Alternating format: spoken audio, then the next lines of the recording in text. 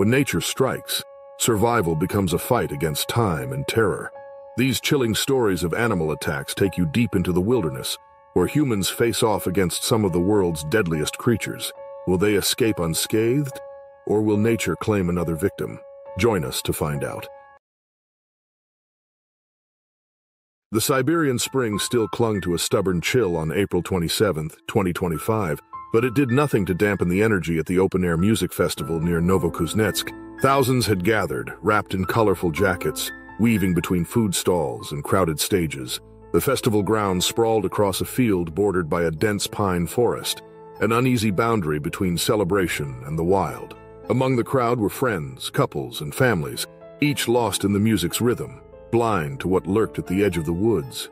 Near the front of the main stage stood Mikhail, a tall man in his late 20s, with dark hair and a proud posture. Beside him was his younger sister Anya, clutching a cup of hot tea, laughing with the strangers around them. They did not notice the first shouts or the sudden shift in the atmosphere until a thick wave of panic began to ripple through the crowd. From the tree line, a monstrous figure lumbered forward, a Russian grizzly, its brown coat matted from the end of winter, its ribs showing through its massive frame. Driven by hunger, drawn by the strange noise and scent of food, the bear hesitated for only a moment before barreling into the outermost tents. Poles snapped like twigs, plastic tarps flew, vendors screamed and scattered, abandoning their goods as the beast advanced with alarming speed. The bear's roar tore across the field, a low, guttural bellow that struck terror into even the hardiest souls. In a heartbeat, the crowd transformed. Music dissolved into a cacophony of screaming voices and pounding feet. People surged in every direction, shoving past each other, eyes wide with terror, desperate only to flee. Mikhail grabbed Anya's arm and pulled her, but the flood of bodies separated them almost immediately. He stumbled backward, feet scraping across churned-up grass and fallen cups. To his right, he caught a glimpse of the bear, now fully among the fleeing mass, swiping with its powerful forelegs. One man, middle-aged and heavyset, did not move fast enough. The bear's paw smashed into his back, sending him sprawling to the ground like a rag doll. Blood marked the grass where he fell. The festival grounds became a chaotic killing field. Food stands toppled, wooden beams collapsing under the pressure of the stampede. Children screamed, lost from their parents. Mikhail fought against the tide of bodies, trying to find Anya, but a group slammed into him from behind, and he fell hard, scraping his palms bloody against the rough ground. Above the roar of fear, the Russian grizzly bear continued its rampage, slamming into another group, sending bodies flying. Near the east side of the grounds, security personnel mobilized, shouting into their radios, as they tried to force a path toward the bear. Their bright vests flashed through the crowd, but they were small islands against the ocean of panicked humanity. A security truck, engine revving loudly, tore across the grass, honking madly to frighten the animal. The bear reared up, momentarily disoriented by the noise, giving some people the precious seconds they needed to run. By the food court, a young couple fell and was pinned under a collapsing stand. Others, blinded by terror, trampled over them, boots driving into backs and legs without mercy. The crush of bodies became a second, more invisible predator. People collapsed, suffocated by the sheer weight of the mob, unable to breathe or move. Mikhail staggered to his feet, bruised and dizzy, heart hammering in his chest. His ears rang with screams and the bear's hoarse bellowing. Blood spattered the grass nearby. A shoe lay abandoned, its owner nowhere in sight. Panic gripped him tighter than any physical wound, and he pushed through the fleeing mass, desperate to find his sister. Near the northern edge of the festival, Anya struggled as the crowd pushed her closer to the fence line. A small child clung to her leg, sobbing uncontrollably. She could not move fast enough. Behind her, the grizzly advanced again, undeterred by the trucks or the futile blasts of air horns. It lunged at another man, its teeth sinking deep into a shoulder, tossing the victim aside like a rag. Wildlife authorities arrived then, scrambling from battered SUVs with rifles in hand, trying to take up a safe position to drive the bear away without hitting civilians. They shouted and fired warning shots into the air, the loud cracks momentarily stunning the bear. It turned, confused, before lowering its massive head and charging toward the gunfire. Mikhail finally spotted Anya near the edge, dragging the sobbing child with her. The bear was closer than he was. Fear shredded his reason, but his body moved on instinct. He sprinted, weaving through abandoned tents and debris, lungs burning, legs screaming for relief. As he neared, he saw the bear skid to a halt as one of the wildlife officers drove a truck between it and the crowd, blaring the horn and flashing its lights. The bear clawed at the vehicle, denting the hood, but the distraction was enough. Anya vaulted over the broken fence with the child in her arms, tumbling hard onto the other side. Mikhail reached them seconds later, grabbing Anya's free hand and pulling her up.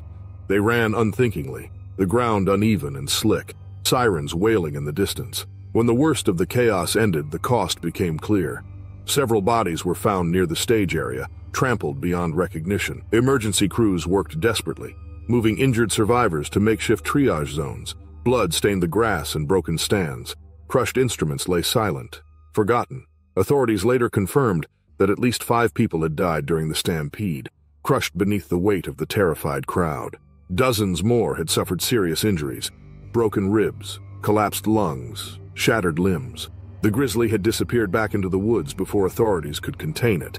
Spooked at last by the vehicles and gunfire, wildlife experts speculated that the bear, driven mad by hunger after a long, brutal winter, had wandered too close to human noise and scent, confusing it for a source of easy food. For many who had danced and laughed that day, the festival grounds would never be a place of music again. It would remain in their memories a field of terror and grief, where survival was decided by seconds and luck.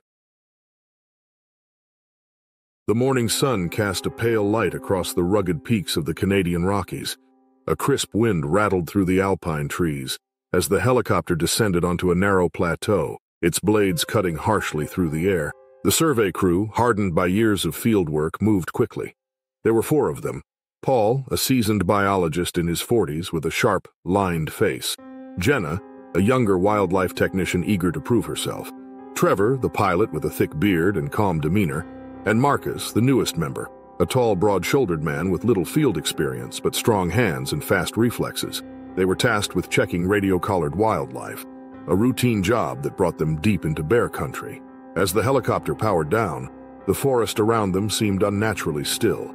The only sounds were the ticking of the cooling engine and the distant cry of ravens overhead. They moved quickly, hauling out equipment and setting up their tracking devices along the rocky clearing. Paul scanned the tree line out of habit.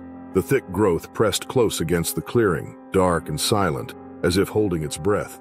He had worked enough seasons to know that in bear country, silence was not safety. He shrugged off the prickling unease and returned to his work, bending low to adjust a signal receiver. Without warning, the trees exploded. A massive grizzly bear, its winter coat thick and shaggy, crashed through the undergrowth with terrifying speed. Mud and broken branches sprayed in all directions. The bear, easily over 700 pounds, charged on all fours, a living avalanche of muscle and rage. It had been hidden just beyond the clearing, drawn by the noise of the landing helicopter, agitated by the unfamiliar vibration in its territory. Paul shouted for the crew to move, but the sound was lost under the roar of the bear's approach and the deafening thump of blood in their ears. Jenna turned, saw the charging beast, and dropped her equipment in sheer panic. Trevor, closest to the helicopter, sprinted back toward it, his only thought to get airborne again. Paul grabbed Marcus by the sleeve and shoved him toward the aircraft. But Marcus hesitated, paralyzed, for a heartbeat too long. The grizzly slammed into Marcus with a force that lifted him off his feet. His body crumpled against the rocky ground, and the bear was on him immediately, teeth flashing, claws raking. Marcus's screams tore through the air as the bear's jaws clamped down on his shoulder, the crunch of bone audible even above the helicopter blades starting to spin again.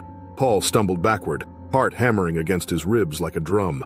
Jenna scrambled for the helicopter, sobbing, her boots slipping on the loose rock. Trevor wrestled with the controls, shouting into the radio for emergency support as the plane vibrated violently while struggling to lift. Marcus thrashed beneath the bear, his arms instinctively trying to shield his face. The grizzly's claws tore into his back and thighs, ripping through the thick fabric of his jacket as if it were paper. Blood soaked the ground in wide, glistening patches. The bear reared up, massive and snarling, before slamming its full weight down onto Marcus's battered body, pinning him like a deer caught under a fallen tree. Paul fought the instinct to run unthinkingly into the forest. His survival instincts kicked in, and he fumbled for a flare gun clipped to his belt. His hands trembled as he aimed and fired it into the air, the shriek of the flare cutting across the clearing like a siren. For a moment, the bear lifted its head, distracted by the sudden light and noise. The helicopter blades now roared, gaining speed, kicking up a furious whirlwind of dust and grit. Trevor fought to lift off, the helicopter shuddering under the strain. The powerful downdraft battered the bear, throwing debris into its face. The grizzly shook its massive head, agitated and confused, stepping back from Marcus's broken form. Taking its opportunity, the bear turned and loped into the trees, disappearing as quickly as it had come, leaving behind a battlefield of wreckage and blood. Paul rushed forward, skidding to his knees beside Marcus. The young man was barely conscious, his face pale, blood pooling beneath him. Deep gashes covered his shoulder, chest, and back. His breathing came in shallow, ragged gasps, each one sounding wet and broken. Paul shouted for Trevor to hurry, and with Jenna's help, they dragged Marcus toward the helicopter, lifting him into the back seat with desperate strength. The helicopter lifted off shakily, swinging wide over the forest canopy. The world below them seemed so calm compared to the chaos they left behind. Inside the cabin, Paul pressed bandages against Marcus's wounds, trying to stanch the bleeding. Jenna wrapped a belt around Marcus's shredded thigh to slow the blood loss, her hands slick and trembling. Trevor radioed for emergency medical teams, his voice tight with barely controlled panic. The flight to the nearest hospital seemed endless, the minutes stretching into lifetimes. Every jolt and sway of the helicopter sent fresh pain surging through Marcus's battered body. His eyes fluttered, unfocused, and a low moan escaped his lips. Paul kept talking to him, urging him to hold on, promising help was close, even though he knew they were deep in the wilderness, far from immediate aid. When they finally touched down at the hospital helipad, a team of doctors rushed to meet them, hauling Marcus away on a stretcher. Paul and Jenna stumbled after them, dazed, covered in dust, sweat, and blood. Trevor remained behind with the helicopter, slumped over the controls, his hands gripping the stick so tightly his knuckles were white. Later, when authorities interviewed the crew, wildlife experts determined the grizzly had likely been drawn by the noise of the landing helicopter, interpreting it as a threat. The bear's aggression, though terrifying, was instinctive, a defensive strike in its domain. Marcus survived after multiple surgeries, but he would carry the scars, both seen and unseen, for the rest of his life. The crew, once confident in their skills and safety, now bore the heavy knowledge that in the wilderness, nature answered to no one, and survival often depended on moments measured in seconds. The morning mist clung thickly to the riverbank, making the dense spruce forest appear as a wall of shifting gray shapes. John Harker, a seasoned fisherman in his early 50s, moved carefully across the slick stones at the creek's edge. His boots left wet prints behind him as he cast his line into the cold, fast-moving water. Beside him stood his friend, Luke Marsh, younger by a few years, lean and sharp-eyed, checking his gear with methodical patience. They had hiked for hours through the untouched wilderness of Kodiak Island to reach this isolated spot. The fish were plentiful here, and so far from civilization, the world felt clean, wild, and silent. The only sounds were the rush of the creek and the occasional caw of distant ravens circling unseen above the mist. The men worked quietly, content in the solitude. John had already caught 2 salmon, their silver bodies now resting inside a canvas bag not far from his feet. Luke adjusted his rod, squinting downstream, when a faint rustle broke through the background noise. He straightened, alert, scanning the trees. The rustling grew louder, closer, branches snapping under something heavy. John turned, frowning, his instincts prickling. His hand went automatically to the sheath at his belt, fingers brushing the handle of a survival knife he always carried. The bushes erupted. A Kodiak bear, enormous and powerful, lunged from the thickets with terrifying speed. Its fur was dark, with patches of wet mud, and its head was low. Its teeth were bared in a grimace of primal rage. It had likely been drawn by the scent of fish and human sweat, a potent lure after a long winter of scarce meals. John shouted and stumbled back, dropping his fishing rod into the water. Luke froze, too stunned to move as the bear charged. John turned to run, but the bear, faster and closer than he realized, was on him in seconds. The bear hit John with a force that knocked the breath from his lungs. He slammed into the rocky ground, the impact sending his knife skittering from his belt. Before he could scramble away, the bear's massive paw pinned him down, claws digging cruelly into his chest. John struggled, kicking out with desperate force, but the bear leaned in, jaws clamping onto his side. A horrifying tearing sound filled the air as flesh ripped under the beast's teeth. Blood soaked John's jacket, running in thick rivulets onto the stones beneath him. His gasps came in wet, ragged pulls, his body thrashing in instinctive terror. Luke, still rooted in place, watched in helpless horror as the bear mauled his friend. He grabbed a handful of stones and hurled them with all his strength, aiming at the bear's head. The rocks bounced harmlessly off the bear's thick skull, doing nothing to slow its brutal assault. The bear rose onto its hind legs and came down again, smashing John's body into the ground with its full weight. Bones cracked under the impact, sharp and sickening. John's struggles grew weaker, his boots scraping against the stones in a pathetic fading resistance. Luke knew he had to act or he would be next. His heart pounded so violently it felt ready to burst from his chest. He grabbed a fallen branch and rushed forward, swinging wildly at the bear's back. The wood struck with a hollow thud, snapping in two. The bear barely noticed, focused entirely on the dying man beneath it.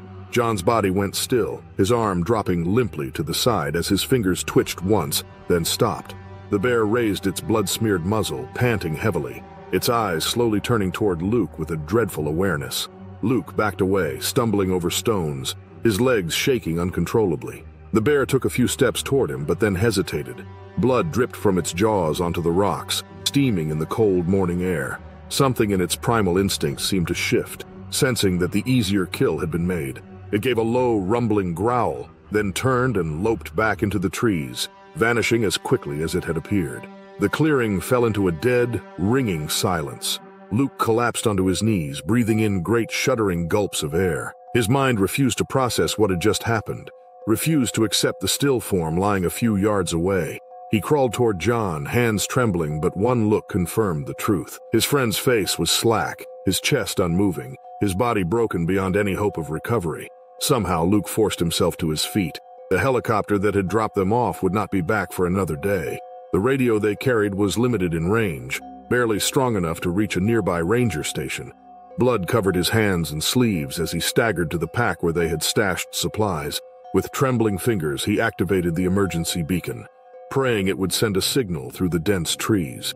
He leaned against a rock, feeling the weight of grief crash down onto him like a physical blow.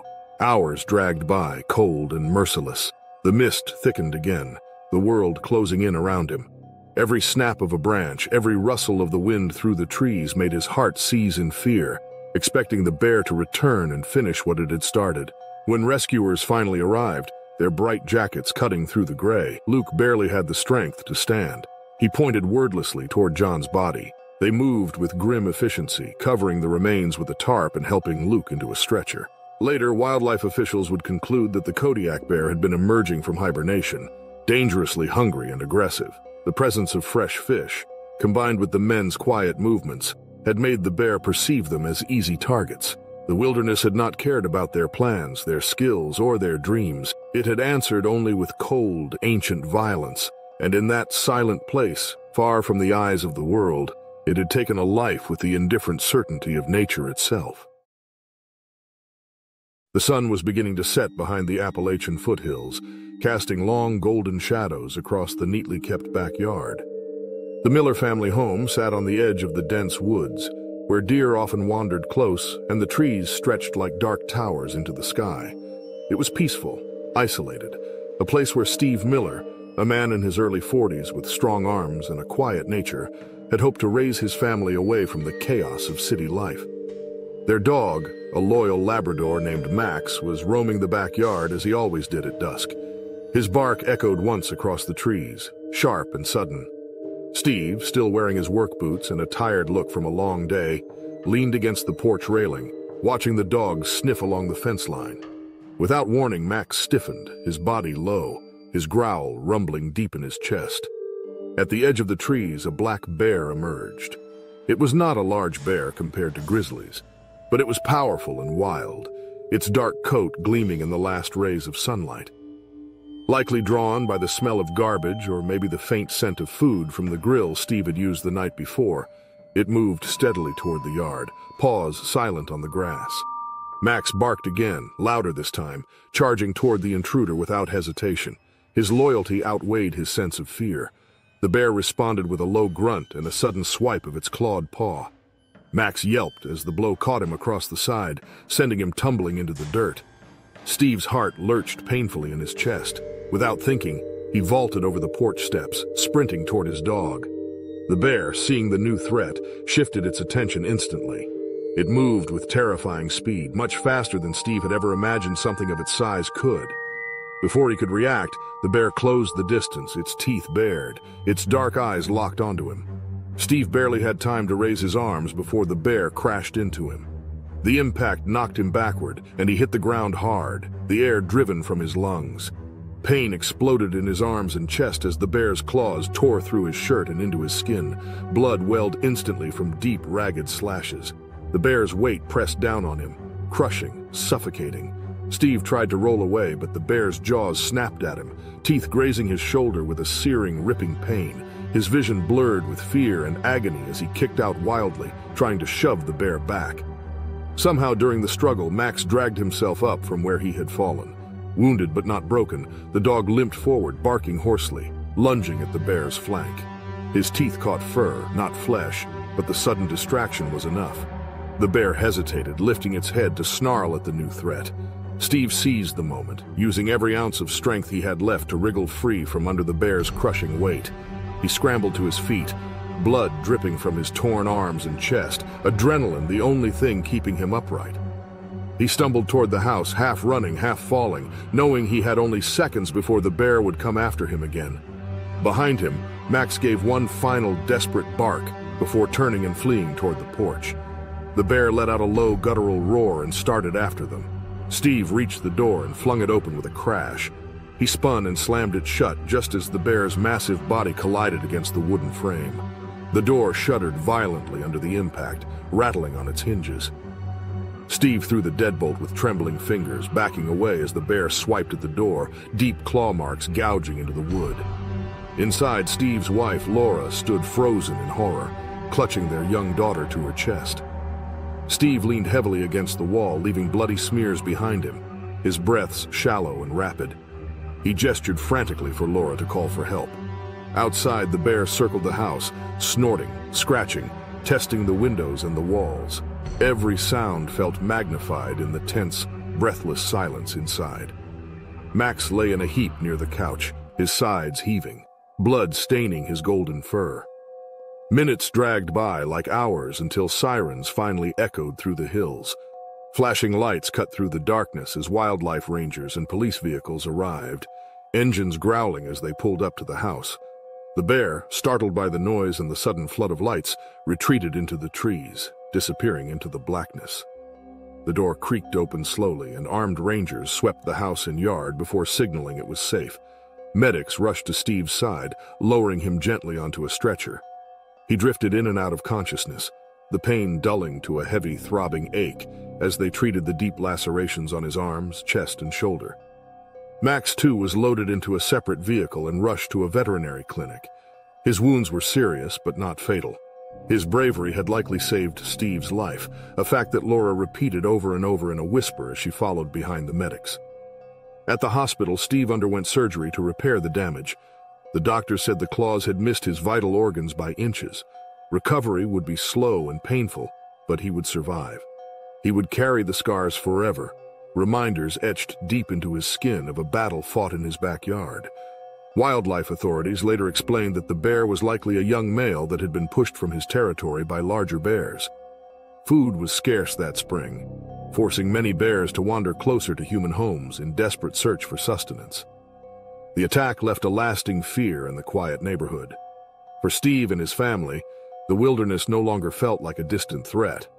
It had come roaring to their door, and for a few terrible minutes, it had stripped away every illusion of safety. The Alaskan wilderness was vast and silent, a world that seemed untouched by time. The frozen landscape stretched endlessly beneath the pale blue sky, broken only by the jagged mountains in the distance and the dense, snow-covered woods at the edges. Ethan Cole, a trapper in his mid-30s, had lived here alone for years. His cabin was small but sturdy, built from timber he had felled himself. He preferred the isolation, a life that allowed him to live close to nature, even if it meant enduring the harshest winters. Ethan had been checking his traps along a remote stretch of coastline, far from any other human. The ice was thick enough to support his weight as he moved cautiously, his snowshoes crunching in the cold stillness. He'd been out for hours, adjusting snares and checking for any signs of movement. The traps were baited with the hopes of catching a few foxes or perhaps a few rabbits.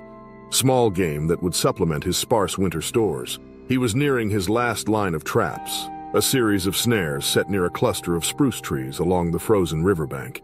The air was crisp, the temperature well below freezing, but Ethan was used to the cold. He paused for a moment, scanning the horizon with practiced eyes, noting the way the snow reflected the pale sunlight, painting the landscape in shades of silver and white. Nothing stirred. Then the faintest sound broke the stillness, a crunch, followed by the soft scraping of claws on ice. Ethan's senses sharpened. He froze, listening intently. In an environment like this, any unusual noise could signal danger or an opportunity. But the sound was not that of smaller animals. It was heavier, more deliberate, and it was moving closer.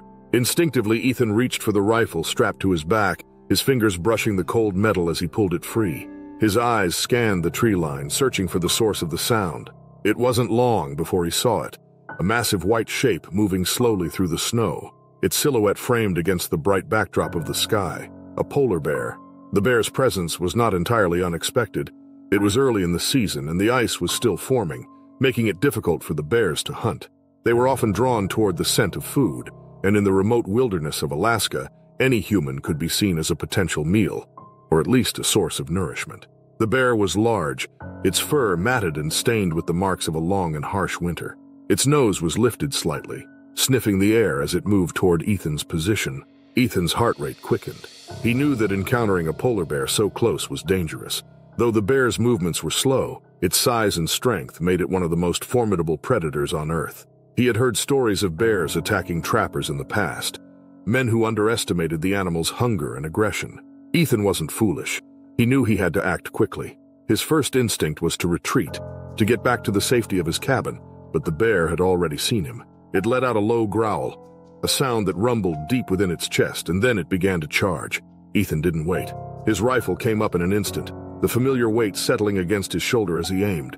But the bear was too fast. It closed the distance between them in seconds, moving with terrifying speed for something so large. Ethan fired.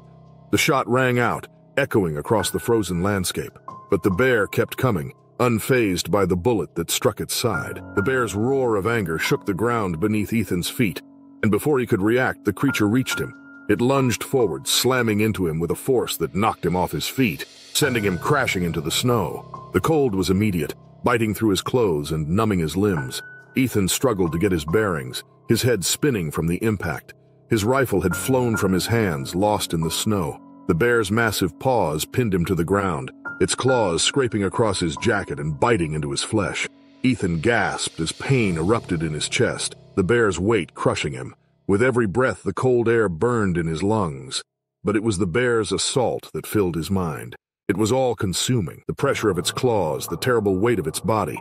The bear's jaws snapped dangerously close to his head, the scent of its hot breath mingling with the frost in the air. Ethan knew he had only moments to act. His survival instincts kicked in. His hand flailed through the snow until his fingers found the handle of his knife. It was a last resort, but it was all he had. Gripping the blade tightly, he twisted it toward the bear, aiming for its face. The bear swiped at him again, its paw raking down the front of his jacket. Ethan's knife found its mark, plunging deep into the bear's snout. The bear howled in pain, its body jerking back for a brief moment, but it didn't retreat. Instead, it shook its massive head and came at him again, its eyes burning with fury. Ethan's strength was fading. His wounds were already severe, and the cold was seeping into his bones. He tried to lift his knife again, but the bear was on him once more, its jaws clamping onto his arm, tearing through muscle and bone. The pain was blinding. Blood soaked into the snow beneath him. Ethan's vision blurred as he fought to stay conscious. With his free hand, he grabbed at the bear's fur, trying desperately to push it away, but his body was weakening. His breath came in short, ragged gasps, each one harder than the last. Finally, with one last, desperate effort, Ethan managed to bring his knife up again. He drove it into the bear's throat, just beneath its jaw. The bear let out a final, tortured roar, its massive body convulsing before it collapsed on top of him, its blood mixing with the snow. The world went dark. Ethan's survival would be considered nothing short of a miracle. When search teams finally found him days later, he was barely alive, his body battered and frozen. His wounds were grave, but against all odds, he had fought off the polar bear long enough to survive the attack. Experts later speculated that the bear's aggression had been driven by hunger and the harsh conditions of an unusually long ice-free season. The attack was a reminder that even in the wildest corners of Alaska, the boundaries between man and nature could collapse in an instant. The crisp air of early spring in the Canadian Rockies bit through Emma's jacket as she made her way along the narrow trail, her snowshoes crunching rhythmically on the deep snow. She had always loved this time of year. The quiet after the long, bitter winter, the way the mountains seemed to hold their breath before the thaw. It was rare to have such solitude in these mountains, but today Emma was alone, far from the bustling ski resorts and hiking trails where tourists typically roamed. She had ventured out for a short solo trip to clear her mind. The trail she had chosen was remote, winding through dense pines and over frozen streams, skirting the lower ridges of the Rockies. The sky above was a dull gray. Clouds hung low, like a heavy blanket. She'd been out here for hours, enjoying the silence, the solitude, the simple joy of being surrounded by nature. There was a stillness in the mountains that felt like it had existed for eons, and Emma felt connected to it in a way that few people ever would. The air was thin, the kind of cold that made your skin sting and your breath form clouds in the air. Emma stopped for a moment, wiping the sweat from her brow as she surveyed the trail ahead. She wasn't far from her intended destination, a scenic overlook where she planned to rest and enjoy a warm thermos of tea before heading back to her car. As she turned to continue, she felt a sudden unsettling stillness in the air, like the world around her had grown quieter. Her senses prickled with an instinctive awareness that something was wrong. The hair on the back of her neck stood on end. She paused, glancing nervously toward the trees, but saw nothing out of the ordinary. It was then that she heard it, a soft rustle, followed by the crunch of snow under heavy paws. Emma's breath caught in her throat, and she slowly turned, scanning the tree line once more. Her heart began to race. The sound grew louder, closer. She knew deep down what it was. A massive grizzly bear emerged from the trees, its fur matted with the remnants of snow and ice. Its size was overwhelming. Its broad shoulders, thick neck, and massive paws made it look like a living force of nature. It moved with a purposeful, slow gait, its enormous head low to the ground as it sniffed the air, sensing her presence. Emma's heart pounded in her chest. She knew the danger of encountering a grizzly bear. These creatures were territorial and unpredictable. She had been trained for such situations, how to stay calm and avoid panic. But this was different. This was no casual encounter. The bear wasn't wandering near her, it was actively seeking her out. She stood frozen, unsure of what to do. She had no weapons, no bear spray, only her snowshoes and the knowledge that running would only trigger the bear's predatory instincts. The grizzly's eyes locked onto hers, and Emma could see the calculation in them. It wasn't curious or cautious, it was hungry. Without warning, the bear lunged. The speed at which it moved was terrifying. It closed the distance between them in a split second, its claws outstretched, its massive body crashing through the snow. Emma barely had time to react as the bear slammed into her, knocking her off her feet and sending her sprawling onto the ground. A crushing weight instantly replaced the cold, and the air was driven from her lungs in a single gasp. The bear's claws raked across her chest, tearing through her layers of clothing, its immense weight pinning her down. Emma's mind screamed at her to move, to fight, but the sheer power of the bear left her unable to do anything but struggle beneath it. Her snowshoes were useless, tangled in the snow as she tried to push against the bear's massive form. The grizzly snarled, its hot breath searing across her face. Emma's heart raced in terror as the bear's teeth snapped inches from her neck. Her body trembled, not just from the cold, but from the sheer brutality of the attack. It seemed as though time stood still in that moment, each second dragging on longer than the last. She managed to twist her body slightly, her legs moving with desperation. She reached into the snow, feeling for anything she could use to defend herself. Her fingers closed around a jagged rock, cold and hard in her hand. She swung it with all the strength she could muster, aiming for the bear's face. The rock connected with the bear's eye, and it let out a howl of pain, its grip loosening for a split second. Emma didn't waste that moment. She shoved with every ounce of strength, managing to roll out from under the bear's bulk. She scrambled to her feet, her breath coming in ragged gasps, her chest heaving with pain. The bear, stunned by the blow, took a step back, its gaze narrowing on her with renewed aggression. It wasn't done yet. It wasn't satisfied. Emma's legs felt weak beneath her, the blood from her wounds staining the snow. But there was no time to feel the full extent of the pain. She turned and began to run, her snowshoes sinking deeper into the snow with each step. She didn't dare look back, knowing the bear was behind her, its thunderous footsteps shaking the earth beneath her feet. Every part of her screamed to keep moving, to push through the pain, to outpace the predator at her back. The snowshoes slowed her down, but the bear was closing the distance. It wasn't far now. The trees ahead promised the safety of thicker forest, but her body was beginning to betray her. The exhaustion from the sprint, the blood loss, the unbearable cold. Just as she thought she couldn't go any further, a loud noise shattered the air, the sound of a distant snowmobile engine. It was faint, barely audible, but it was enough. The bear hesitated for a moment, confused by the new sound. Emma used the precious seconds to make it into the trees, where she collapsed behind a large pine, her body shivering uncontrollably from the cold and fear. The bear's heavy footsteps faded as it retreated, perhaps deterred by the unfamiliar noise. Emma's vision blurred as the world around her began to darken. She didn't know how much time had passed before the rescuers arrived, but when they found her, she was alive. Barely. The attack left Emma with deep wounds and a story that no one would soon forget. The grizzly had been driven by hunger, desperate for food after a long winter, and though she survived, the physical and emotional scars would last a lifetime.